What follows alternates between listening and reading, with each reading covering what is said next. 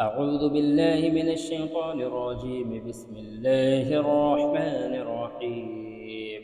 سيقول السفهاء من الناس ما بلاهم عن قبلتهم التي كانوا عليها قل لله المشرق والمغرب يهدي من يشاء إلى صراط مستقيم وكذلك جعلناكم أمة وسطا لتكونوا شهداء على الناس ويكون الرسول عليكم شهيدا وما جعلنا القبلة التي كنت عليها إلا لنعلم من يتبع الرسول ممن ينقلب على عقبيه وإن كانت لكبيرة إلا على الذين هدى الله وما كان الله ليضيع إيمانكم إن الله بالناس لرؤوف رحيم.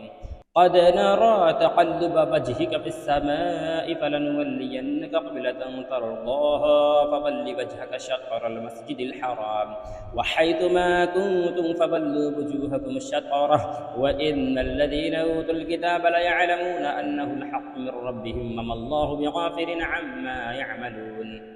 ولئن أتيت الذين أوتوا الكتاب بكل آية ما تبعوا قبلتك وما أنت بتابع قبلتهم وما بعضهم بتابع قبلة بعض ولئن اتبعت أهواءهم من بعد ما جاءك من العلم إنك إذا لمن الظالمين.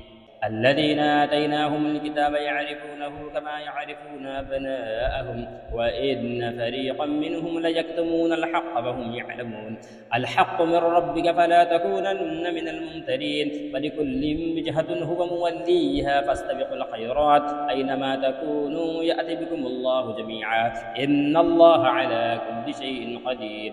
ومن حيث خرجت فول وجهك شطر المسجد الحرام وإنه للحق من ربك وما الله بغافل عما تعملون. ومن حيث خرجت فول وجهك شطر المسجد الحرام وحيث ما كنتم فولوا وجوهكم شطره لئلا يكون للناس عليكم حجة إلا الذين ظلموا منهم فلا تخشوهم واخشوني ولأتم نعمتي عليكم ولعلكم تهتدون. كما أرسلنا فيكم رسولا منكم يتلو عليكم آياتنا ويزكيكم ويعلمكم الكتاب والحكمة ويعلمكم ما لم تكونوا تعلمون فاذكروني أذكركم واشكروا لي فلا تكفرون. يا أيها الذين آمنوا استعينوا بالصبر والصلاة إن الله مع الصابرين ولا تقولوا لمن يقتل في سبيل الله أموات بل أحياء ولكن لا تشعرون. ولنبلونكم بشيء من الخوف والجوع ونقص من الأموال والأنفس والثمرات وبشر الصابرين الذين إذا أصابتهم مصيبة قالوا إنا لله وإنا إليه راجعون. أولئك عليهم صلوات من ربهم ورحمة وأولئك هم المهتدون. إن الصفا والمروة من شعائر الله فمن حج البيت أو اعتمر فلا جناح عليه أن يطوف بهما ومن تطوع خيرا فإن الله شاكر عليم. إن الذين يكتمون ما أنزلنا من البينات والهدى من بعد ما بيناه للناس بالكتاب أولئك يلعنهم الله ويلعنهم اللاعنون إلا الذين تابوا وأصلحوا وبينوا فأولئك أتوب عليهم وأنا التواب الرحيم. إن الذين كفروا وماتوا وهم كفار أولئك عليهم لعنة الله والملائكة والناس أجمعين خالدين فيها لا يخفف عنهم العذاب ولا هم ينظرون. وإلهكم إله واحد لا إله إلا هو الرحمن الرحيم. إن في خلق السماوات والأرض واختلاف الليل والنهار والفلك التي تجري في البحر بما ينفع الناس وما أنزل الله من السماء من ماء فأحيا به الأرض بعد موتها وبث فيها من كل دابة وتصريف الرياح والسحاب المسخر بين السماء والأرض لآيات لقوم يعقلون. ومن الناس من يتخذ من دون الله أندادا يحبونهم كحب الله والذين آمنوا أشد حبا لله ولو يرى الذين ظلموا إذ يرون العذاب أن القوة لله جميعا وأن الله شديد العذاب إذ تبرأ الذين اتبعوا من الذين اتبعوا ورأوا العذاب وتقطعت وتقطعت بهم الأسباب. وقال الذين اتبعوا لو أن لنا كرة فنتبرأ منهم كما تبرأوا منا كذلك يريهم الله أعمالهم حسرات عليهم وما هم بخارجين من النار. يا أيها الناس كلوا مما في الأرض حلالا طيبا ولا تتبعوا خطوات الشيطان إنه لكم عدو مبين. إنما يأمركم بالسوء والفحشاء وأن تقولوا على الله ما لا تعلمون.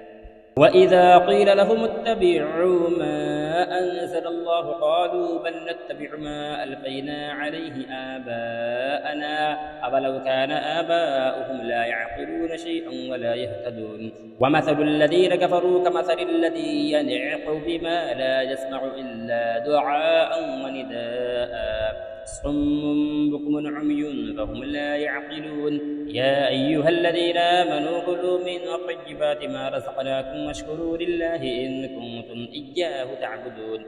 إنما حرم عليكم الميتة والدم ولحم الخنزير وما أهل به لغير الله فمن اضطر غير باغ ولا عاد فلا إثم عليه إن الله غفور رحيم. إن الذين يكتمون ما أنزل الله من الكتاب ويشترون به ثمنا قليلا أولئك ما يأكلون في بطونهم إلا النار ولا يكلمهم الله يوم القيامة ولا يزكيهم ولهم عذاب أليم. أولئك الذين اشتروا الضلالة بالهدى والعذاب بالمغفرة فما أصبرهم على النار ذلك بأن الله نزل الكتاب بالحق وإن الذين اختلفوا في الكتاب لفي شقاق بعيد. ليس البر أن تولوا وجوهكم قبل المشرق والمغرب ولكن البر من آمن بالله واليوم الآخر والملائكة والكتاب والنبيين وآتى المال على حبه ذوي القربى واليتامى والمساكين وابن السبيل والسائلين وفي الرقاب وأقاموا الصلاة وآتوا الزكاة والموفون بعهدهم إذا عاهدوا والصابرين في البأساء والضراء وحين البأس أولئك الذين صدقوا وأولئك هم المتقون. يا أيها الذين آمنوا كتب عليكم القصاص في القتلى الحر بالحر والعبد بالعبد والأنثى بالأنثى فمن عفي له من أخيه شيء فاتباع بالمعروف وأداء إليه بإحسان ذلك تخفيف من ربكم ورحمة فمن اعتدى بعد ذلك فله عذاب أليم.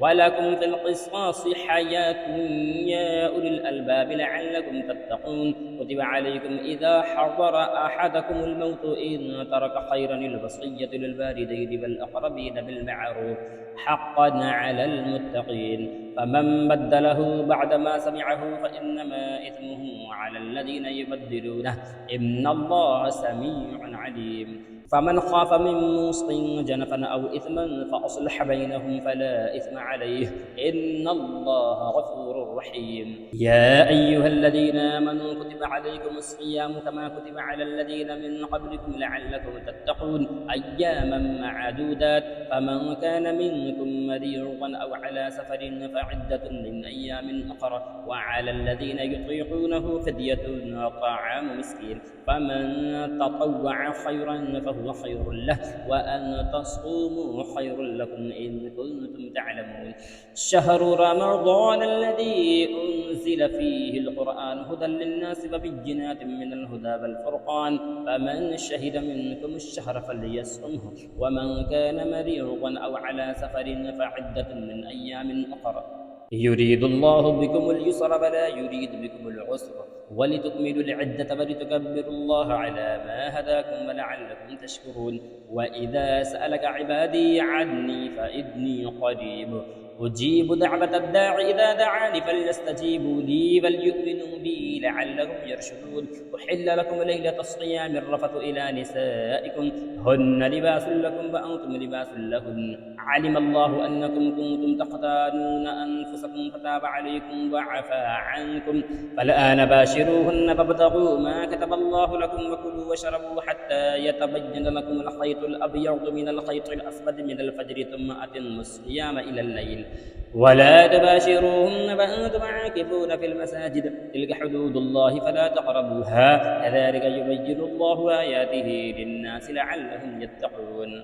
ولا تأكلوا أموالكم بينكم بالباطل وتدلوا بها إلى الحكام لتأكلوا فريقا من أموال الناس بالإثم وأنتم تعلمون يسألونك عن الأهلة قل هي مواقيت للناس والحج وليس البر بأن تأتوا البيوت من ظهورها ولكن البر من اتقى وأتوا البيوت من أبوابها واتقوا الله لعلكم تفلحون وقاتلوا في سبيل الله الذين يقاتلونكم ولا تعتدوا إن الله لا يحب المعتدين واقتلوهم حيث ثقفتموهم وأخرجوهم من حيث أخرجوكم والفتنة أشد من القتل ولا تقاتلوهم عند المسجد الحرام حتى يقاتلوكم فيه فإن قاتلوكم فاقتلوهم كذلك جزاء الكافرين فإن ينتهوا فإن الله غفور رحيم وقاتلوهم حتى لا تكون فتنة ويكون الدين لله فإن انتهوا فلا عدوان إلا على الظالمين الشهر الحرام بالشهر الحرام والحرمات قصاص فمن اعتدى عليكم فاعتدوا عليه بمثل ما اعتدى عليكم واتقوا الله واعلموا أن الله مع المتقين وأنفقوا في سبيل الله ولا تلقوا بأيديكم إلى التهلكة وأحسنوا إن الله يحب المحسنين وأتموا الحج والعمرة لله فإن أحصرتم فما استيسر من الهدي ولا تحلقوا رؤوسكم حتى يبلغ الهدي محله فمن كان منكم مريضا أو به أذى من رأسه ففدية من صيام أو صدقة أو نسك فإذا أمنتم فمن تمتع بالعمرة إلى الحج فما استيسر من الهدي فمن لم يجد فصيام 3 أيام في الحج وسبعة إذا رجعتم تلك 10 كاملة ذلك لمن لم يكن أهله حاضر المسجد الحرام واتقوا الله واعلموا أن الله شديد العقاب الحج أشهر معلومات فمن فرغ فيهن الحج فلا رفث ولا فسوق ولا جدال في الحج وما تفعلوا من خير يعلمه الله وتزبدوا فإن خير الزاد التقوى واتقون يا أولي الألباب ليس عليكم جناح أن تبتغوا فضلا من ربكم فإذا أفضتم من عرفات فاذكروا الله عند المشعر الحرام واذكروه كما هداكم وإن كنتم من قبله لمن الضالين ثم أفيضوا من حيث أفاض الناس واستغفروا الله إن الله غفور رحيم فإذا قضيتم مناسككم فاذكروا الله كذكركم آباءكم أو أشد ذكرا فمن الناس من يقول ربنا آتنا في الدنيا وما له في الآخرة من خلاق ومنهم من يقول ربنا آتنا في الدنيا حسنة وفي الآخرة حسنة وقنا عذاب النار أولئك لهم نصيب مما كسبوا والله سريع الحساب واذكروا الله في أيام معدودات فمن تعجل في يومين فلا إثم عليه ومن تأخر فلا إثم عليه لمن اتقى واتقوا الله واعلموا أنكم إليه تحشرون ومن الناس من يعجبك قوله في الحياة الدنيا وتشهد الله على ما في قلبه وهو ألد الخصام وإذا تولى سعى في الأرض ليفسد فيها ويهلك الحرث والنسل والله لا يحب الفساد وإذا قيل له اتق الله أخذته العزة بالإثم فحسبه جهنم ولبئس المهاد ومن الناس من يشري نفسه ابتغاء مرضات الله والله رؤوف بالعباد يا أيها الذين آمنوا ادخلوا في السلم كافة ولا تتبعوا خطوات الشيطان إنه لكم عدو مبين فإن زللتم من بعد ما جاءتكم البينات فاعلموا أن الله عزيز حكيم هل ينظرون إلا أن يأتيهم الله في ظلل من الغمام والملائكة وقضي الأمر وإلى الله ترجع الأمور سل بني إسرائيل كما آتيناهم من آية بينة ومن يبدل نعمة الله من بعد ما جاءته فإن الله شديد العقاب زين للذين كفروا الحياة الدنيا ويسخرون من الذين آمنوا والذين اتقوا فوقهم يوم القيامة والله يرزق من يشاء بغير حساب كان الناس أمة واحدة فبعث الله النبيين مبشرين ومنذرين وأنزل معهم الكتاب بالحق ليحكم بين الناس فيما اختلفوا فيه وما اختلف فيه إلا الذين أوتوه من بعد ما جاءتهم البينات بغيا بينهم فهدى الله الذين آمنوا لما اختلفوا فيه من الحق بإذنه والله يهدي من يشاء إلى صراط مستقيم. أم حسبتم أن تدخلوا الجنة ولما يأتكم مثل الذين خلوا من قبلكم مستهم البأساء والضراء وزلزلوا حتى يقول الرسول والذين آمنوا معه متى نصر الله ألا إن نصر الله قريب. يسألونك ماذا ينفقون قل ما أنفقتم من خير فللوالدين والأقربين واليتامى والمساكين وابن السبيل وما تفعلوا من خير فإن الله به عليم.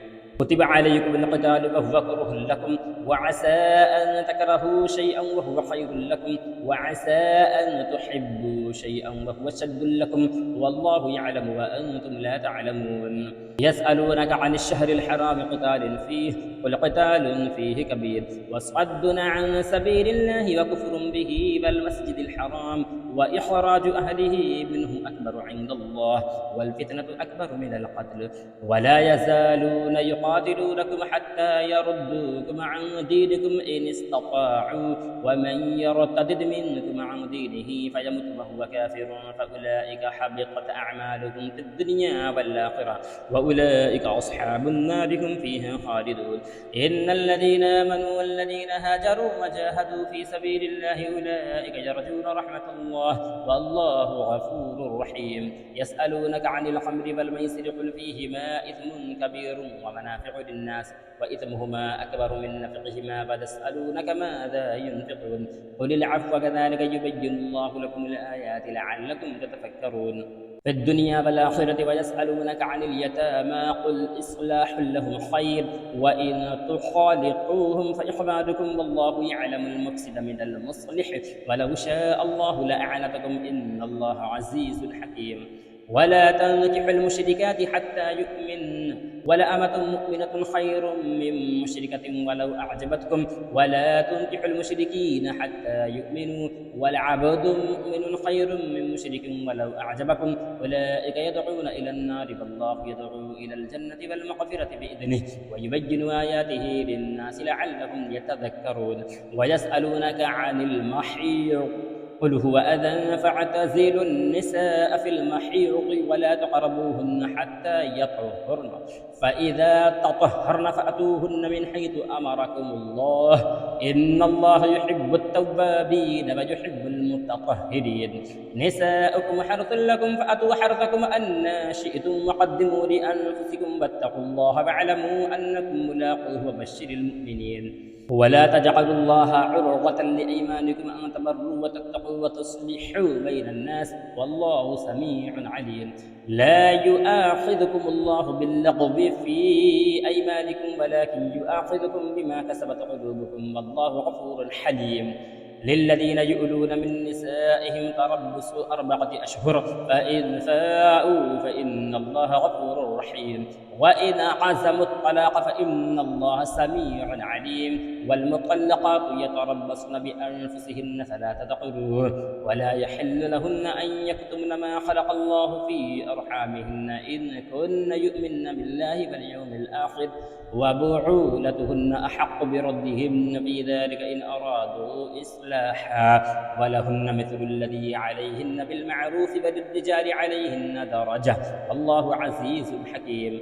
الطلاق 2 مرتان فإمساك بمعروف أو تسريح بإحسان ولا يحل لكم أن تأخذوا مما آتيتموهن شيئا إلا أن يخافا ألا يقيما حدود الله فإن خفتم ألا يقيما حدود الله فلا جناح عليهما فيما افتدت به تلك حدود الله فلا تعتدوها ومن يتعد حدود الله فأولئك هم الظالمون. فإن طلقها فلا تحل له من بعد حتى تنكح زوجا غيره فإن طلقها فلا جناح عليهما أن يتراجعا إن ظنا أن يقيما حدود الله وتلك حدود الله يبينها لقوم يعلمون. وإذا طلقتم النساء فبلغن أجلهن فأمسكوهن بمعروف أو سرحوهن بمعروف ولا تمسكوهن ضرارا لتعتدوا ومن يفعل ذلك فقد ظلم نفسه. ولا تتخذوا آيات الله هزوا واذكروا نعمة الله عليكم وما أنزل عليكم من الكتاب والحكمة يعظكم به واتقوا الله واعلموا أن الله بكل شيء عليم. وإذا طلقتم النساء فبلغن أجلهن فلا تعضلوهن أن ينكحن أزواجهن إذا تراضوا بينكم بالمعروف، ذلك يوعظ به من كان منكم يؤمن بالله واليوم الآخر، ذلكم أزكى لكم وأطهر، والله يعلم وأنتم لا تعلمون. والوالدات يرضعن أولادهن حولين كاملين لمن أراد أن يتم الرضاعة، وعلى المولود له رزقهن وكسوتهن بالمعروف، لا تكلف نفس إلا وسعها، لا تضار والدة ببلدها ولا مولود له ببلده، وعلى الوارث مثل ذلك، فإن أرادا فصالا عن تراض منهما وتشاور فلا جناح عليهما. وإن أردتم أن تسترضعوا أولادكم فلا جناح عليكم إذا سلمتم ما آتيتم بالمعروف، واتقوا الله واعلموا أن الله بما تعملون بصير. والذين يتوفون منكم ويذرون أزواجا يتربصن بأنفسهن 4 أشهر وعشرا، فإذا بلغن أجلهن فلا جناح عليكم فيما فعلن في أنفسهن بالمعروف، والله بما تعملون خبير. ولا جناح عليكم فيما عرقتم به من خطبة النساء أو أكننتم في أنفسكم، علم الله أنكم ستذكرونهن ولكن لا تواعدوهن سرا إلا أن تقولوا قولا معروفا، ولا تعزموا عقدة النكاح حتى يبلغ الكتاب أجله، واعلموا أن الله يعلم ما في أنفسكم فاحذروه، واعلموا أن الله غفور حليم. لا جناح عليكم إن طلقتم النساء ما لم تمسوهن أو تفرضوا لهن فريضة، ومتعوهن على الموسع قدره وعلى المقتر قدره متاعا بالمعروف حقا على المحسنين. وإن طلقتموهن من قبل أن تمسوهن وقد فرضتم لهن فريضة فنصف ما فرضتم إلا أن يعفون أو يعفو الذي بيده عقدة النكاح، وأن تعفوا أقرب للتقوى، ولا تنسوا الفضل بينكم إن الله بما تعملون بصير. حافظوا على الصلوات والصلاة الوسطى وقوموا لله قانتين، فإن خفتم فرجالا أو ركبانا فإذا أمنتم فاذكروا الله كما علمكم ما لم تكونوا تعلمون. والذين يتوفون منكم ويذرون أزواجا وصية لأزواجهم متاعا إلى الحول غير إخراج، فإن خرجن فلا جناح عليكم فيما فعلن في أنفسهم من معروف، والله عزيز حكيم. وللمطلقات متاع بالمعروف حقا على المتقين، كذلك يبين الله لكم آياته لعلكم تعقلون. ألم تر إلى الذين خرجوا من ديارهم وهم ألوف حذر الموت فقال لهم الله موتوا ثم أحياهم، إن الله لذو فضل على الناس ولكن أكثر الناس لا يشكرون. وقاتلوا في سبيل الله واعلموا أن الله سميع عليم. من ذا الذي يقرض الله قرضا حسنا فيضاعفه له أضعافا كثيرة، والله يقبض ويبسط وإليه ترجعون.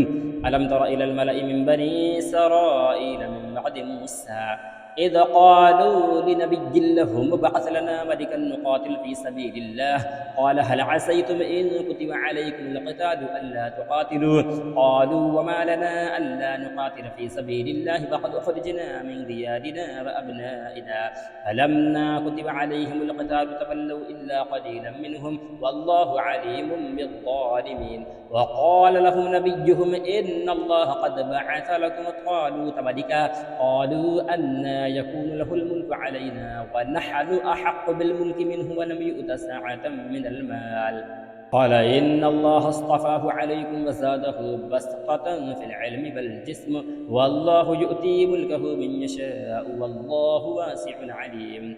وقال لهم نبيهم إن آية ملكه أن يأتيكم التابوت فيه سكينة من ربكم وبقية مما ترك آل موسى وآل هارون تحمله الملائكة، إن في ذلك لآية لكم إن كنتم مؤمنين. المؤمنين. فلما فصل طالوت بالجنود قال إن الله مبتليكم بنهر فمن شرب منه فليس مني ومن لم يطعمه فإنه مني إلا من اغترف غرفة بيده فشربوا منه إلا قليلا منهم. فلما جاوزه هو والذين آمنوا معه قالوا لا طاقة لنا اليوم بجالوت وجنوده.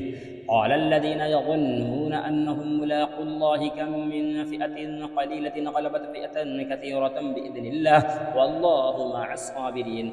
ولما برزوا لجالوت وجنوده قالوا ربنا أفرغ علينا صبرا وثبت أقدامنا وانصرنا على القوم الكافرين. فهزموهم بإذن الله. وقتل داود جالوت وآتاه الله الملك والحكمة وعلمه مما شاء ولولا دفع الله الناس بعضهم ببعض لفسدت الأرض ولكن الله ذو فضل على العالمين. تلك آيات الله نتلوها عليك بالحق وإنك لمن المرسلين.